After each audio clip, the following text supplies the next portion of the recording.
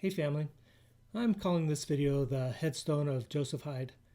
My great uncle, Joseph Walker Hyde, is a brother to my great grandmother, Minnesota Hyde, or Minnie as she was called.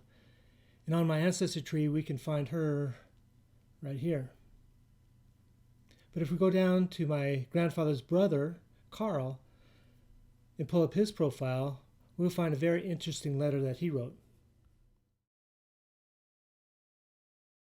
This is the copy of the letter that I have. This letter is from my mom, Nancy's ancestral files. This is not the only copy of this letter, as other copies of this letter can be found in the hands of other Ruth family descendants. This cherished letter recounts the events of a reunion road trip that Carl, his mom Minnie, and others took way back in September of 1935. What's amazing about this letter is that Minnie died from liver cancer on October 8th, just 1 month after taking this trip. And this was a surprise to Carl as he writes in the letter that Minnie seemed to be in excellent health. It was a few weeks after Minnie's death that Carl recounts in this letter to Minnie's close cousin, Eliza Stoll, of the road trip. And later on, copies of this letter were made and shared and sent to other Root family members. And that's how this copy was passed down and ended up in my hands. If it were not for Minnie's death, I doubt we would have such a letter that details these very interesting memories and the Hyde family history. In a sad twist of fate, just 3 months after Carl wrote the letter, on January 25th, 1936, Carl passes away after succumbing to typhoid fever. Now, Carl was a big-time Washington, D.C. newspaper correspondent. The news of his death at the relatively young age of 51 came as quite a shock to congressmen, senators, and his colleagues in the Washington, D.C. press corps. But this video isn't about Carl so much as it is about Joseph Walker Hyde. As I was doing general family tree stuff, I came across Joseph and started digging up information on him and putting that information on my Ancestry.com family tree. I found that there wasn't that much information on Joseph. This is probably due to the fact that he died young at 19 years of age. We also know that he died after falling off a horse. We don't have any more details than that. I was hoping to gather more information on our young Joseph, so I thought there might be a photo of a headstone for him that I could post to Ancestry. And I started searching cemeteries through the Find a Grave website. But I was striking out and finding a headstone for him. Without finding any new information on Joseph, I decided to move on and work on other parts of the family tree. At some point in my research, I found myself reading Carl's letter again. As I read, Joseph's name popped up, and in the letter it read, "In a corner of the cemetery we found the broken headstone from the grave of Mother's brother Joseph, who died after he had been thrown from a horse when he was only 19 years old." So there it is. Joseph is buried in a corner of Mississippi Cemetery. Now I just have to contact someone who would be willing to search around looking for his broken headstone. After all, how hard could it be? There can only be so many corners in a cemetery, right? I'm easy peasy. I ended up emailing a Helen Ryland, who is the president of the Mazeppa Historical Society, to see if she could help.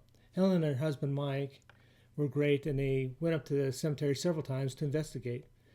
During our back and forth emails, it finally dawned on me that I was misinterpreting Carl's letter. Carl wasn't saying that Joseph's grave was in the corner of the cemetery with a broken headstone. Carl was saying that Joseph's broken headstone had been removed from Joseph's actual burial site and discarded in the corner of the cemetery.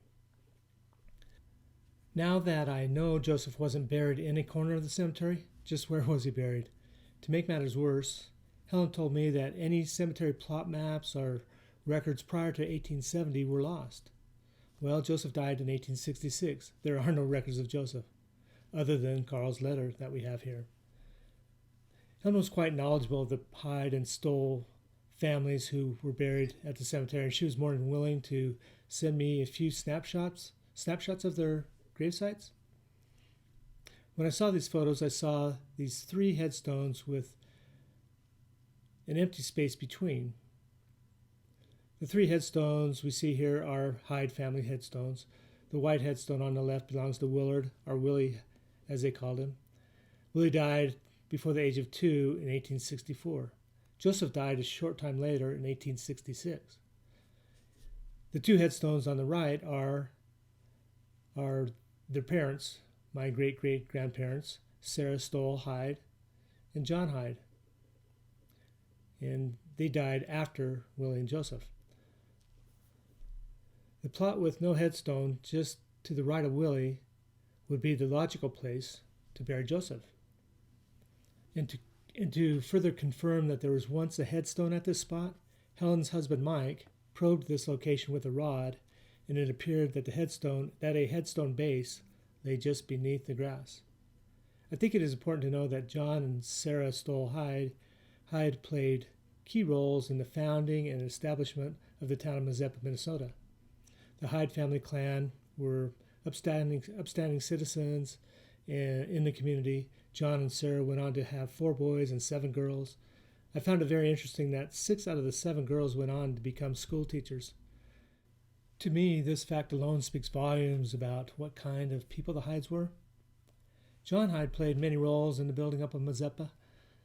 I even found that he had a connection with the cemetery, as he had served as secretary of the Mazeppa Cemetery Association. Oh, this photograph. We have this very early photograph from the ancestry files of James and Kathleen Ruth, taken of the Hyde family way back in 1860 when photography was just becoming popular. And we can see John here. This photograph was taken back in Boston, and evidently John was able to make the long trip to Boston, but Sarah stayed behind in Mazeppa to mind the store, literally. Sadly, as far as I know, there are no photographs of Sarah. I wish there were, because from what I gather, Sarah was an incredible lady and probably an unsung hero of Mazeppa and the Hyde family. One final piece of evidence showing the family's character and the love that the family had for Joseph is that Joseph's younger brother, Edward, named his eldest son Joseph. There's little doubt in my mind that he named his son after his beloved brother Joseph. I bring up all these things that I just mentioned as further evidence that there's no way that Joseph, who came from this tight-knit family and community, would have been buried away from his brother Willie somewhere in a corner of the cemetery. Okay, after saying all that, I'm 100% certain that Joseph lay beneath this empty spot. But now we have a problem. Joseph is here, but he has no headstone. So it was at this point that I decided that Joseph needed a new headstone, and I also thought it would be fun trying my hand at making his headstone myself, out of concrete. First off, I sat down at the computer and started figuring out the headstone's size, shape, and artwork. And here's what I came up with. I was going for a whitish headstone, and I would put these dark diagonal lines in it to give it a white marble-ish look. This was the look I was going for, but as you will see in a bit, what I ended up with was something quite different.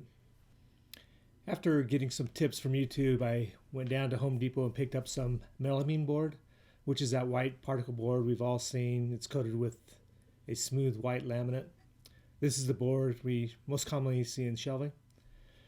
We use this board because concrete releases pretty easily from this stuff. I first created a rectangular form and then cut some tin to shape the top of the headstone to match the design I wanted.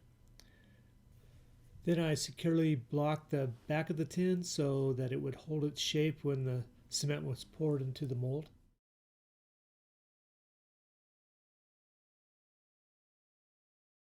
I then caulked around the edges with brown caulking to seal the edges. This caulking also gives the headstone a nice round over shape. I used brown caulking because it is highly contrasted with white melamine, which allows me to see that it was put down evenly. I came up with my final thoughts of the lettering and the layout and decided to use wood letters and numbers that I purchased online. It turns out that using wood letters was probably a mistake on my part. I knew there was a risk in using wood letters, but with wood I was able to choose my own sizes and fonts, where with foam or plastic I wasn't able, for the most part, to do that. But more on my poor decision making later. Now, this all happened in the summer of 2019, before COVID hit and before the loss of my son Tyler from cancer. And I remember when I showed Tyler my project, I told him the story behind the project. I remember how excited he was to see that I was doing this. It was at this time Tyler relayed something to me that he had heard once. It goes something like this. He said, "They say there are two deaths. The first death is when you take your last breath. The second death is when your name is breathed for the last time." I found these words that Tyler related to me rather profound. Then I thought of how this second death idea was part of the reason that drives millions of genealogists to do what they do. Many times genealogists will come across a person whose story had been forgotten. Their research essentially resurrects that person from their second death and being lost to history.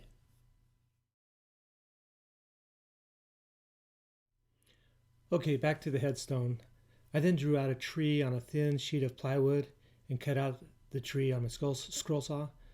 This tree represents our ancestry family tree, and I decided to add the phrase "loved and remembered" at the bottom. The love represents the love shared within this large and close-knit Hyde family. And the remembered represents us, Joseph's ancestry family, so that a second death of being forgotten would not come to pass, as far as his gravesite is concerned anyway. When I laid out the lettering, everything had to be reversed.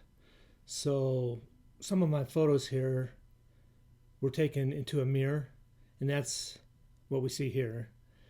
This is how I determined that everything was laid out correctly. I had drilled a couple holes into the bottom to slide my rebar into the form. I also laid in other wire, not shown here, across the two pieces of rebar to give it additional strength.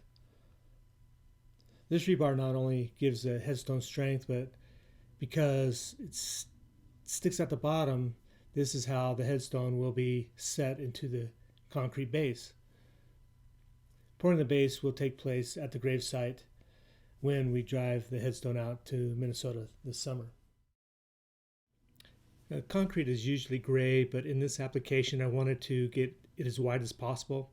So I found a place in Denver that sells bags of the whitest Portland cement that I can find. I also used white quartz rock as the aggregate in the cement mix to help keep things as white and as marble-like as possible. This quartz rock is larger in diameter than I wanted, so I broke it into smaller pieces using a hammer.